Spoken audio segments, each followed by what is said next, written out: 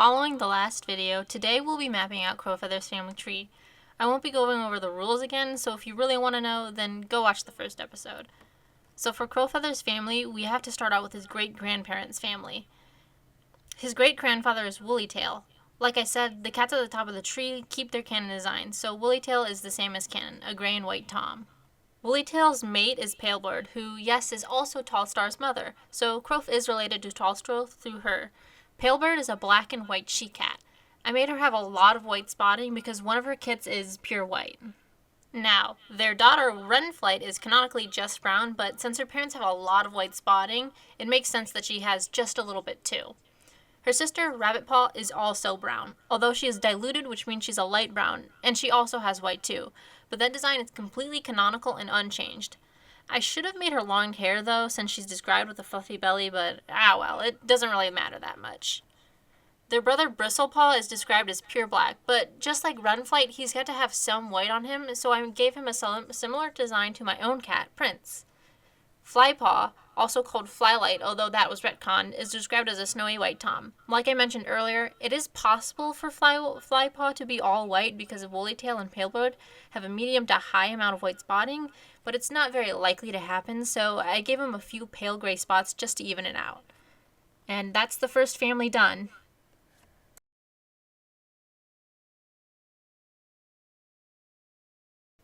Now we move on to Wrenflight's mate, Stagleap's family. So not much changes in this family. There's really only one big change, but otherwise everyone is pretty much their canon designs. Stagleap's parents are Hareflight and Mistmouse, who are both light brown cats, which means they're brown with dilution, which also means all of their kits will be diluted and also brown because brown is recessive to black. So one of the parents would have to be black for the kids to be black or gray, and of course there's no red to pass on from the parents either. They also have no white spotting either, which kind of creates a pretty boring light brown family tree.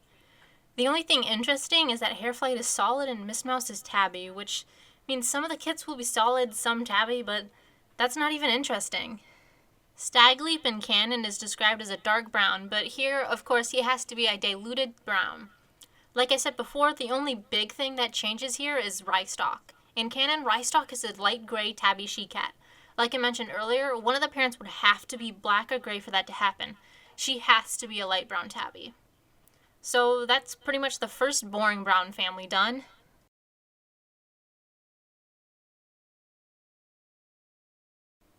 Now for the second boring brown family. This is actually Onestar's family, or Ashfoot's rather, in this particular instance since we're tracking Crowfeather's bloodline. Since their parents are brown, they'll all be brown as well. For Ashfoot, this means she is not a gray solid, but a light brown solid instead. Her brother, One Whisker or Onestar rather, is no longer a tabby, but he is still a light brown color. He also has white spotting. In the books, he's never described to, although in official art he seems to have white paws. Also, since most notably his son Darktail has a lot of white spotting, Onestar is at least going to need a little bit to make it happen.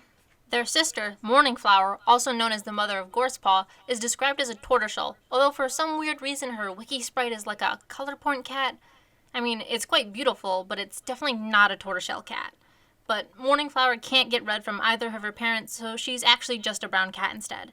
With low white spotting too, since one of her kits has white on them, and it adds a bicolored aspect to her, similar to her canon design. Now, despite being a boring brown family, I actually really like how these cuties turned out. Morningflower especially.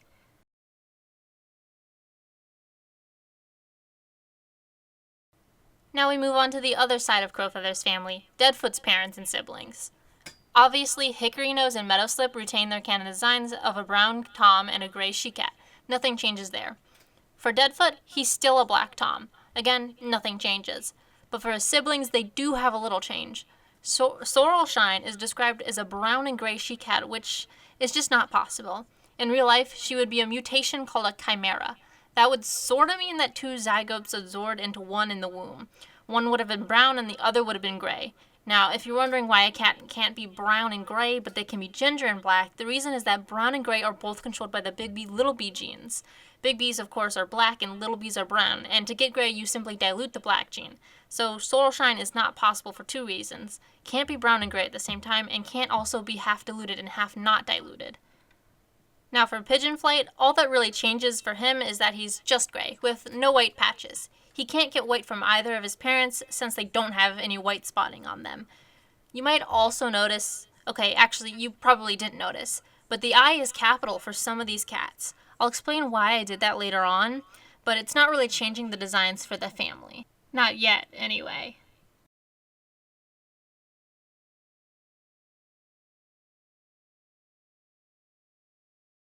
And finally, the moment we've all been waiting for. We have Crowfeather and the 3. Crowfeather has 3 siblings, but I decided not to do them because while they have designs, they don't really have genders, and also they're all canonically possible anyway. Now, at first I made Crowf black, but then I kind of remembered that his canon design is just a really, really dark gray that looks black, and I ended up sticking with that, so he's genetically gray, not black. Now that means, for Hollyleaf, she is no longer black, but also a really dark gray that looks black. But she's the only one of her siblings that really changes at all.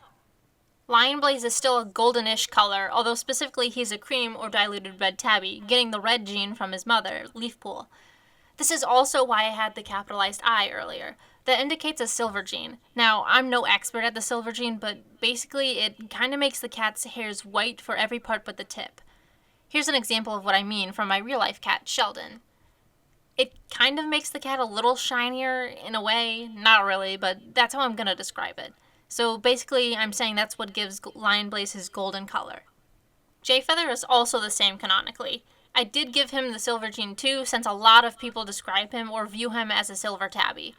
Now, I bet you're wondering if the 3 could pass for Squilf and Bramble's kits, and the answer is, well, that depends on what Brambleclaw looks like, which we don't know yet, but assuming he is still a brown tabby, then yes, they could. Genetically accurate Squilf and brown tabby Bramble could have a golden tom kit and 2 gray kits, or even a black kit. So that's what the power of 3 look like. I bet it surprised some of you that they are pretty much their canon versions. Now, next episode, I'm doing some of Cloudtail's family.